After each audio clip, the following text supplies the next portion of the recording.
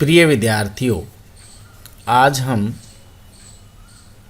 भारतीय राजनीतिक विचारकों के पेपर से लघुत्रात्मक प्रश्नों का अध्ययन करेंगे। आप सभी विद्यार्थी इन विभिन्न विचारकों के अंतर्गत पूछे जाने वाले प्रश्नों का हमारी इस व्याख्यान में विश्लेषण करेंगे। दिए गए सभी प्रश्नोत्तर संबंधित विचारकों से पेपर में पूछे जाते हैं। लगभग ये या इनसे मिलते जुलते प्रश्न आते हैं, तो आप सभी इनका गंभीरता से अध्ययन करें। सबसे पहले हम देखते हैं मनु के अंतर्गत पूछे जाने वाले प्रश्न।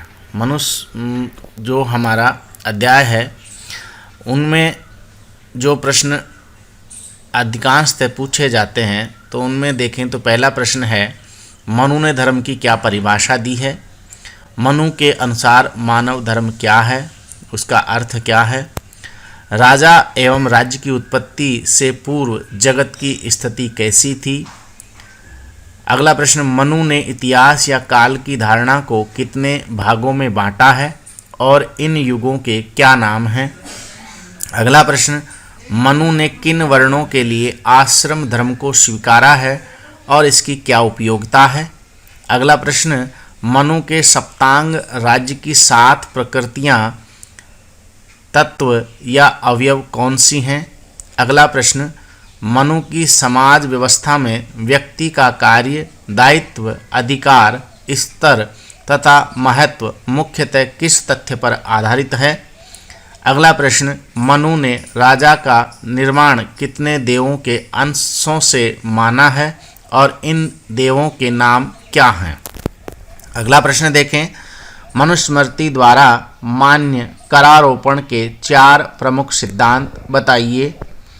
अगला प्रश्न, मनु द्वारा मान्य धर्म कानून के प्रमुख स्रोत कितने हैं और कौन से हैं? अगला प्रश्न, कौटिल्य एवं शुक्र द्वारा मान्य धर्म का ऐसा कौन सा स्रोत है जिसका उल्लेख मनु ने नहीं किया है? अगला प्रश्न देखें, मनु के अनुसार प्रजा के संदर्भ में राजा के प्रमुख नकारात्मक एवं सकारात्मक कार्य क्या हैं? अगला प्रश्न, मनु ने दंड शब्द का प्रयोग किन 3 विशेष अर्थों में किया है? अगला प्रश्न, मनु ने अपराधियों को दंडित करने के लिए कुल कितने प्रकार के दंड बताए हैं और उनके क्या नाम हैं? अगला प्रश्न, मनु ने षड्गुण नीति या षड्गुण मंत्र के अंतर्गत किन नीतियों को स्वीकारा है? अगला प्रश्न देखें, मनु के अनुसार नीति के उपाय कौन से हैं और उनका किस प्रकार प्रयोग किया जाना चाहिए? नेक्स्ट, मनु के अनुसार परराष्ट्र संबंधों के क्षेत्र में दंड युद्ध के उपाय का प्रयोग कब किया जाना चाहिए? अगला प्रश्न, मनुस्मृति की सामग्री किन पुरुषार्थों से संबंधित है? उससे अगला प्रश्न, मनु के अनुसार संप्रभुता का क्या आधार है? इनके उत्तर देखें तो धर्म का अर्थ मनु ने बताया है कि ध्रय धातु से उत्पन्न धर्म का शब्द का अर्थ है धारण करना। नेक्स्ट प्रश्न का उत्तर है, जिन मानवोचित गुणों को धारण करके मनुष्य अपने आदर्श रूप को प्राप्त करता है या प्राप्त होता है, वह मानव धर्म होता है। राज्य की अवस्था कैसी थी? इस प्रश्न का उत्तर हम लिखेंगे, जगत में मत्स्य न्याय पर आधारित भयपूर्ण अराजक अवस्था थी। अगला प्रश्न का उत्तर है, मनु ने इतिहास की धारणा को अग्रलिखित 4 युगों में बांटा है, सतयुग, त्रेता युग, द्वापर युग और कलयुग। नेक्स्ट प्रश्न का उत्तर है, मनु ने द्विज वर्ण के लिए आश्रम धर्म को स्वीकारा है ताकि उनका भौतिक व आध्यात्मिक विकास हो सके। मनु ने राज्य की ये 7 प्रकृतियां स्वीकारी हैं, स्वामी, अमात्य, सुहृद, पुर, राष्ट्र, कोष तथा दंड। समाज की व्यवस्था में मनु कहता है कि समाज की व्यवस्था में व्यक्ति के बारे में उपरोक्त बातें मुख्यतः उसके वर्ण के आधार पर तय होती है। राजा का निर्माण किन देवों के अंश से हुआ, इसके उत्तर में हम लिखेंगे कि राजा का निर्माण अग्रलिखित 8 देवों के अंशों से हुआ है। इंद्र, अनिल, वायु, यम, सूर्य, अग्नि, वरुण, कुबेर तथा चंद्र। अगला प्रश्न है का उत्तर है प्रजा रक्षण का सिद्धांत, राष्ट्रीय योजना का सिद्धांत, लाभ पर करारोपण का सिद्धांत और व्यथा मुक्ति का सिद्धांत। ये करारोपण के सिद्धांतों का उल्लेख मनु के द्वारा किया गया है। अगले प्रश्न का उत्तर है कि मनु ने धर्म के कौन से 4 प्रमुख स्रोत बताए हैं। तो आप लिखेंगे वेदोक्त धर्म, स्मार्त धर्म, सदाचार तथा आत्म संतुष्टि। वह धर्म का स्रोत जिसका उल्लेख शुक्र व कौटिल्य ने किया है वह है राजाज्ञा। अगला कि नकारात्मक कार्य मत्स्य न्याय से प्रजा की रक्षा करना तथा सकारात्मक कार्य है प्रजा का रंजन करना। अगला प्रश्न राज्य का उत्तर है राज्य की सर्वोच्च शक्ति, राज्य की सेना और अपराधी को दी जाने वाली सजा। ये व्यवस्था मनु के अनुसार दी गई है। दंड का शब्द का प्रयोग किन 3 विशेष अर्थों में किया है, इसका उत्तर उन्होंने इस प्रकार से दिया है कि राज्य की सर्वोच्च शक्ति है दंड, राज्य की सेना को भी दंड कहा है और अपराधी को दी जाने वाली सजा को भी दंड कहा है। अगला प्रश्न का उत्तर है कि दंड के कितने प्रकार बताए मनु ने। तो वाग्दंड, दिग्दंड, अर्थदंड तथा शारीरिक दंड या कायिक दंड भी जिसको कहते हैं। षड्गुण नीति के 6 मंत्रों का उल्लेख किया है। संधि, विग्रह, यान, आसन, संश्रय तथा द्विवेदी भाव। अगला प्रश्न जो था कि नीति के 4 उपाय कौन से हैं, तो उसका उत्तर है साम, दाम, भेद एवं दंड, जिनका अलग अलग मिला जुला प्रयोग किया जाना चाहिए। दंड के प्रयोग के संबंध में कि कब किया जाना चाहिए, उसका उत्तर है कि जब साम, दाम व भेद के उपाय असफल हो जाएं तब दंड का प्रयोग उचित रहता है। अगला प्रश्न जो 20वां पीछे दिया गया था उसका उत्तर है कि यह धर्म, अर्थ, काम व मोक्ष के 4 पुरुषार्थों से संबंधित है। धर्म, अर्थ, काम और मोक्ष के 4 पुरुषार्थों से संबंधित है। नेक्स्ट, संप्रभुता का स्रोत या आधार क्या है। तो ईश्वरीय सत्ता संप्रभुता का आधार या स्रोत है। अगला कौटिल्य का हमारा चैप्टर है और कौटिल्य से संबंधित जो प्रश्न हैं उन प्रश्नों को देखें। तो पहला प्रश्न है कौटिल्य के अन्य 2 प्रसिद्ध नाम बताइए। प्राचीन भारतीय राजशास्त्र का सर्वश्रेष्ठ चिंतक कौन है और उसके दंड नीति विषयक ग्रंथ का क्या नाम है। कौटिल्य के अनुसार अर्थ का क्या अर्थ है। कौटिल्य ने अर्थशास्त्र किस शास्त्र को कहा है। कौटिल्य अर्थशास्त्र ने दंड नीति को सर्वश्रेष्ठ विद्या क्यों माना है। कौटिल्य के सप्तांग राज्य की 7 प्रकृतियां कौन सी हैं। कौटिल्य के अनुसार राज्य का प्रमुख प्रयोजन उद्देश्य क्या है। कौटिल्य ने तुलनात्मक दृष्टि से स्वामी, अमात्य, जनपद, दुर्ग, कोष, दंड एवं मित्र में से किस पर विपत्ति को अधिक कष्टकारी माना है। कौटिल्य ने राज्य की 7 प्रकृतियों में स्वामी को प्रधान प्रकृति क्यों कहा है?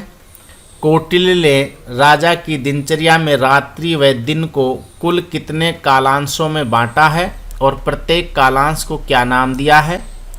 अगला प्रश्न है, अर्थशास्त्र के अनुसार मंत्री एवं अमात्य में दो अंतर बताइए। अगला प्रश्न, उपदा का अर्थ क्या है? अगला प्रश्न, अर्थशास्त्र के अनुसार उपदाएं कितने प्रकार की और उनके नाम क्या हैं? अगला प्रश्न, अर्थशास्त्र में वर्णित धर्मोपदा, अर्थोपदा, कामोपदा तथा भयोपदा का क्या अर्थ है? अगला प्रश्न, कौटिल्य के अनुसार सर्वोपदा शुद्ध का क्या अर्थ है? अगला प्रश्न देखें, मंत्रियों से संबंधित दो परिषदें कौन सी हैं और इनमें क्या अंतर है? नेक्स्ट प्रश्न, कौटिल्य ने दूतों के कितने प्रकार बताए हैं? अगला प्रश्न, कौटिल्य ने गुप्तचरों के कितने वर्ग या प्रकार बताए हैं? अगला प्रश्न, अर्थशास्त्र ने कितने प्रकार के मूल न्यायालय बताए हैं, उनके नाम भी लिखिए। अगला प्रश्न, अर्थशास्त्र में वर्णित धर्मस्थीय व कंटक शोधन न्यायालयों के संगठन शाखाओं को बताइए।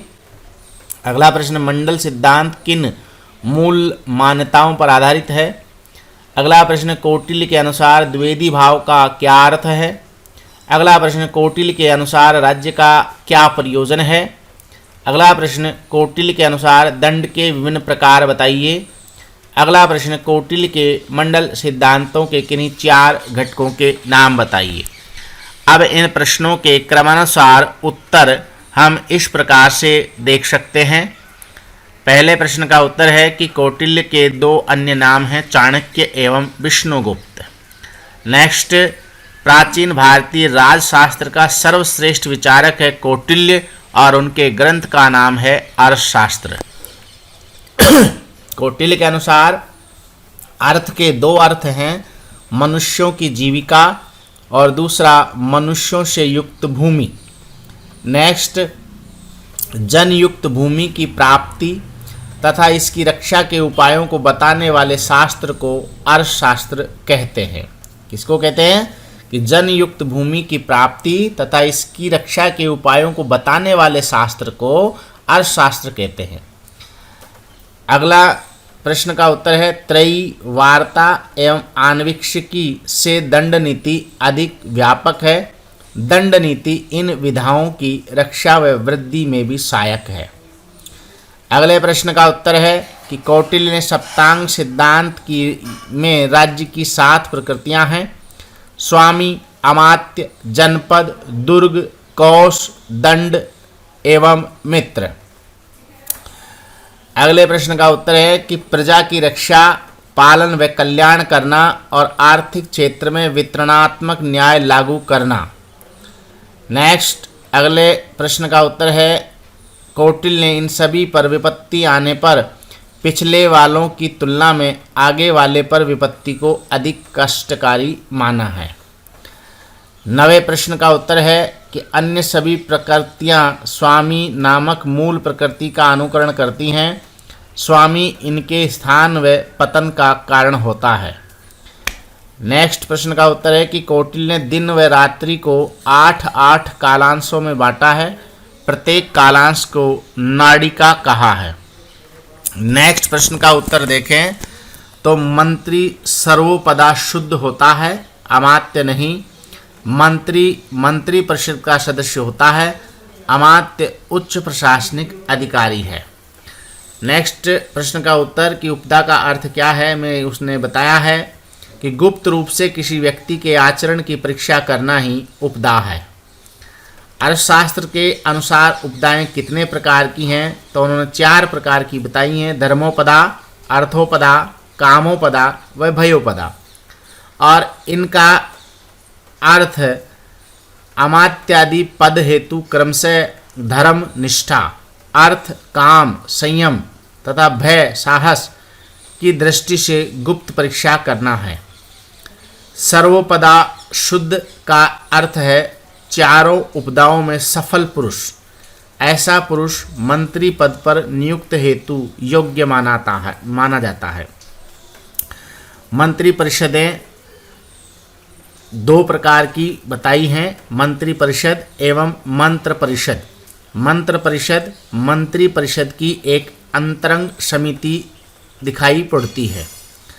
नेक्स्ट प्रश्न का उत्तर है कि दूतों के कितने प्रकार बताए हैं, तो 3 प्रकार हैं, निशिष्टार्थ, परिमितार्थ एवं शासन वर्ग। गुप्तचरों के कितने वर्ग हैं, इसका उत्तर दिया है संस्था व संचार। अगले प्रश्न कि अर्थशास्त्र में कितने प्रकार के मूल न्यायालय हैं, तो 2 प्रकार के मूल न्यायालय बताए हैं, धर्मस्थीय न्यायालय तथा कंटक शोधन न्यायालय। नेक्स्ट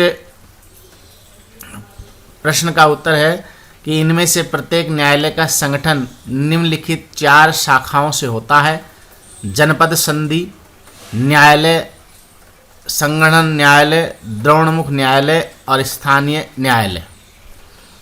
यह अंतर्राज्यीय राजनीति के यथार्थवाद पर आधारित सिद्धांत है, जैसे राज्य की रक्षा व विस्तार, शक्ति संतुलन, भूगोल व राजनीति की घनिष्ठता। इस प्रश्न का उत्तर दिया है। अगले प्रश्न का उत्तर है कि कौटिल्य के ने द्वैधी भाव का क्या अर्थ बताया है, तो किसी राजा के द्वारा संधि एवं विग्रह की नीतियों को एक साथ अपनाया जाना द्वैधी भाव का तात्पर्य है। अगले प्रश्न का उत्तर है कि अप्राप्त की प्राप्ति, प्राप्त की रक्षा, रक्षित की वृद्धि और इस प्रकार संवर्धित का योग्य स्थानों व पात्रों में वितरण करना राज्य का प्रयोजन या राजा का प्रयोजन भी कह सकते हैं। अगला दंड के रूप में उन्होंने प्रकार बताए, शारीरिक दंड, आर्थिक दंड और कारावास का दंड। परराष्ट्र संबंधों के अंतर्गत उन्होंने विजिगीषु राज्य, अधिराज्य, मध्यम राज्य और उदासीन राज्य का उल्लेख किया है। इस प्रकार आज हम मनु और कौटिल्य से संबंधित लघुतरात्मक प्रश्नों का विश्लेषण हमने किया है। उपरोक्त में से किसी भी प्रश्न के संबंध में आपकी कोई दुविधा हो तो आप मुझसे संपर्क कर सकते हैं। धन्यवाद। आज का व्याख्यान यहीं तक है।